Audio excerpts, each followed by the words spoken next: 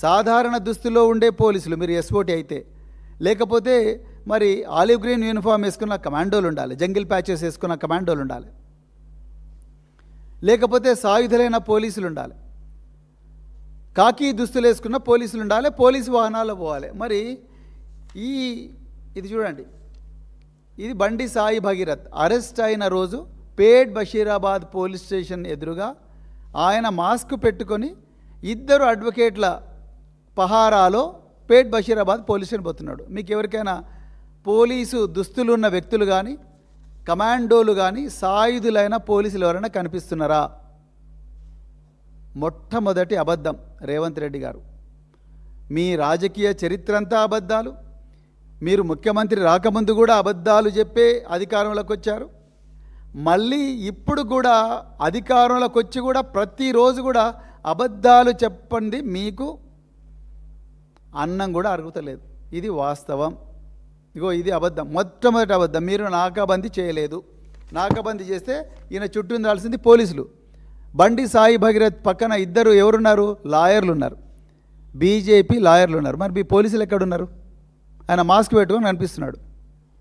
మీరు నాకాబందీ చేసినామంటున్నారు. ఒకవైపు ఏమో కేంద్ర హోంశాఖ సహాయ మంత్రి ఆయన ట్వీట్ల మీద ట్వీట్లు చేస్తున్నాడు. నేను నా కొడుకును నేనే అప్పగించిన పోలీసులకు అని చెప్తున్నారు. మీరేమో నాకాబందీ అంటున్నారు. ఎవరి చెవుల పూలు పెడుతున్నారు రేవంత్ రెడ్డి గారు? మీరు మళ్ళా నన్ను, కేటీఆర్ గారిని, మిగతా నాయకులను ఇష్టం వచ్చినట్టు మాట్లాడుతూ ఉన్నారు. కేటీఆర్ గారికి బండి సంజయ్కి ఏదైనా పంచాయతీ ఉంటే వాళ్ళు తేల్చుకోవాలి, కానీ ఇక్కడ అనవసరంగా ఈ మైనర్ బాలిక విషయంలో రాజకీయాలు ఎందుకు అంటారు. ఇక ప్రవీణ్ కుమార్కు ఆయన ఉద్యోగం పైన తహసీల్దార్ అంటున్నారు. అయ్యా, నా ఉద్యోగం పోలేదు రేవంత్ రెడ్డి గారు, నేనే ఉద్యోగం వదులుకున్నా మీలాంటి వాళ్ళ భర్తం పట్టనికే. ప్రజాక్షేత్రంలోకి వచ్చింది మీరు చేస్తున్న దుర్మార్గాలు, మీరు ప్రజల పట్ల వ్యవహరిస్తున్న తీరు, ప్రజల మీద చేస్తున్న అన్ని దౌర్జన్యాలు, ప్రజలకు చేస్తున్న అన్యాయం, మహిళలు, మైనర్ బాలికలతో సహా ఇలాంటి వాళ్ళను మీ నుండి రక్షించనికే ఇవాళ మళ్ళీ మేము పోలీసు అవతారం ఎత్తాల్సిన పరిస్థితి వచ్చింది. లేకపోతే రిటైర్ అయిన తర్వాత ఎవరు కూడా మళ్ళీ పోలీసు ఉద్యోగం జోలికి పోవాలని అనుకోరు రేవంత్ రెడ్డి గారు. ప్రశాంతంగా బతకాలనుకుంటారు. అయిపోయింది ఓ 25 సంవత్సరాలు చేసినా చాలనుకుంటారు.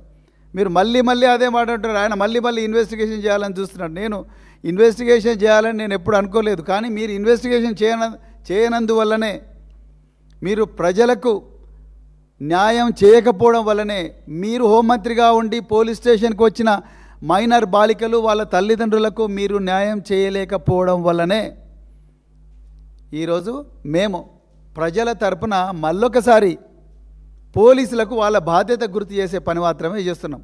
అంతే తప్ప మీలాగా అబద్ధాలు చెప్పే పని మేము చేయము. ఇక రెండవది, రేవంత్ రెడ్డి గారు ఇంకో మాట అన్నారు.